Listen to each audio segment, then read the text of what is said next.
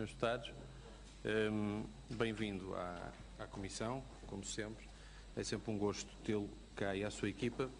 Antes de mais, queria fazer algumas breves notas à sua intervenção inicial, porque, e também esta intervenção, porque este grupo parlamentar concorda inteiramente com o Sr. Ministro. E a comparação e o tempo de comparação que faz das exportações, de 2007 a 2013, mostra que está a olhar para esse indicador de uma forma o mais apolítica ou apartidária possível. E foi buscar números de quando o anterior governo ainda estava em funções e números de quando este governo já está em funções. Mas também disse, e bem, e é aí que nós concordamos consigo, que as exportações não são mérito do governo, são mérito das empresas, da sua capacidade de investimento. E o facto que é extraordinário para nós e que não iremos parar de salientar e seguiremos esse seu repto enquanto tivermos voz, é que, apesar das dificuldades, os nossos empresários têm-se feito ao mundo e têm conseguido manter um ritmo de crescimento das exportações que é, a todos os níveis, notável. E isto não depende única e exclusivamente do Governo A ou do Governo B, e por isso também não vamos dar os parabéns ao Governo por estar a conseguir que as exportações continuem a subir. Aquilo que pedimos ao Governo é que ajude os empresários com processos mais ágeis de desburocratização, como o novo regime que foi a semana passada apresentado pelo Sr. Secretário de Estado, Leonardo Matias, aqui neste Parlamento, e que vai ajudar na área dos serviços a dinamizar ainda mais esse setor, mas que o Ministério da Economia seja, acima de tudo, um veículo de transmissão, de facilidade no investimento, porque quem faz as exportações são os empresários, e que o Ministério da Economia e este Governo não tenham a tentação de querer criar os seus campeões e que os campeões nasçam por si próprios, através do trabalho que fazem lá fora. E no que diz respeito aos sinais positivos, falou das exportações, não podia deixar de dar uma palavra especial ao setor do turismo e de felicitar o trabalho que tem sido feito pelo Sr. Secretário de Estado, Adolfo Mesquita Nunes, nesta área e que é reconhecida transversalmente no setor. No que diz respeito ao consumo público, será abordado por este grupo parlamentar mais à frente, no trabalho também que foi feito relativamente ao PETI e no trabalho contínuo que tem sido feito por esta Secretaria de Estado dos transportes e telecomunicações e comunicações, mas eu tenho algumas questões concretas, não necessariamente das mais fáceis, mas que pedia também respostas concretas.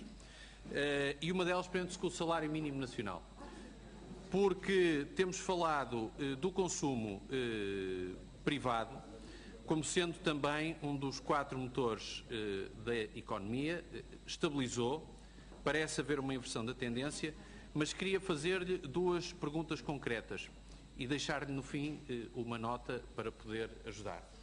A primeira pergunta é se concorda ou não que o salário mínimo nacional deve ser revisto apenas em sede de concertação social e apenas depois das eleições, para evitar qualquer tipo de eleitoralismos, e se concorda ou não com aquilo que vinha escrito no PEC 4, da mão do anterior Governo, e que eu passava a ler, e que basicamente diz que o salário mínimo nacional, vinha escrito no PEC 4, deve ser um instrumento que depende da situação económica do país.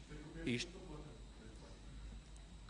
vinha no PEC 4, que o salário mínimo nacional deve depender da evolução da situação económica no país. E tendo em conta esta situação, gostaria de lhe perguntar se pensa que estamos ou começamos a estar em situação de poder analisar o salário mínimo nacional na devida altura, sem eleitoralismos, depois da campanha das europeias. Era a primeira questão que tinha para lhe colocar.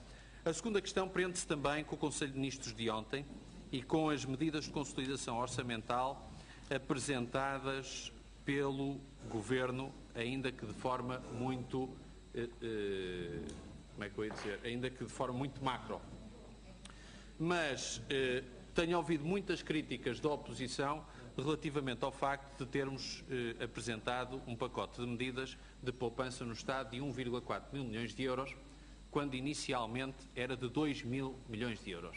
A primeira pergunta que tenho para lhe fazer, também é muito concreta, é perguntar-lhe se é ou não positivo para o país e para os portugueses que, em vez de 2.000 milhões de euros de medidas orçamentais para 2015, se tenha que aplicar apenas 1,4 mil milhões de euros de medidas. E porquê é que isso acontece? Porquê é que só vamos ter que aplicar 1,4 mil milhões de euros de medidas? Gostaria de ouvir a sua opinião sobre isso. E porque muitas destas medidas tocam no Ministério da Economia, gostaria de ouvir o Sr. Ministro sobre algumas dessas medidas específicas e, em concreto, sobre uma que é a fusão da REFER com as Estradas de Portugal. Medida com a qual este grupo parlamentar concorda inteiramente, porque representa, na prática, uma versão da operacionalização da intermodalidade nos transportes que o Governo apresenta no PETI e que quer, a nosso ver, concretizar com a fusão da gestão da parte ferroviária com a parte rodoviária daquilo que são as nossas infraestruturas. Gostaria de saber qual é a sua visão sobre esta fusão e quais é que são as poupanças que podem advir dessa fusão. Para finalizar, queria, Sr. Ministro, também, agora que já passou algum tempo, sobre a privatização do CTT, que tanta preocupação trouxe a esta Câmara sobre a defesa do interesse público, a defesa das populações, que o Governo e a maioria não viam no serviço público postal a defesa necessária e que não havia os instrumentos necessários para o defender. Gostaria de ter um comentário seu ao recente acontecimento, quando os CTTs propuseram uma revisão da oferta e da densidade da rede, que foi rejeitada pela ANACOM. Ou seja, a regulação funcionou. E gostava de perceber se o Sr. Ministro sente nesta rejeição da ANACOM aquilo que o regulador deve fazer, porque vai haver propostas que hão de ser rejeitadas e há de haver propostas que são aprovadas. Esta foi rejeitada e é porque a ANACOM via como o Serviço Público Postal estando em risco com esta proposta. Sente-se confortável com a atual situação reguladora no CTT, sim ou não? Por último, Sr. Ministro, e eu não lhe peço que responda a todas as minhas perguntas nesta ronda, algumas porque são muitas, é uma pergunta de cariz mais local, mas que é um bocado transversal a todos os distritos, e vou terminar ainda antes do tempo do Partido Socialista, Sr. Presidente, se me der mais este minuto, prende-se com uma obra do Distrito do Porto, sendo eu um deputado eleito pelo Distrito do Porto, mas que é uma obra importante, é uma obra enquadrada naquelas obras consideradas de last mile, com importância para o setor exportador, mas que há muitas destas pelo distrito, pelos vários distritos, e que, não estando necessariamente inseridas no PETI, gostaria de perceber exatamente, porque alguns partidos já quiseram fazer chicana política com o facto de deste troço no Distrito do Porto não estar inserido no PETI. Gostaria de saber, relativamente a esta obra em concreto, Last Mile, e outras pelos distritos fora, qual é que é a visão do Governo relativamente a elas e se são ou não obras prioritárias para o Governo e para o Ministério da Economia. Muito obrigado, Sr. Presidente. Eu disse o IC35. Ai não, peço desculpa. Não, parecia... Não, mas não foi para deixar suspense. Não foi para deixar... Muito obrigado, Srs. Deputados. Vamos dar a oportunidade... Não foi para deixar suspense. Peço desculpa, Sr. Presidente. Vamos dar... Peço desculpa, Sr. Presidente. Terminar.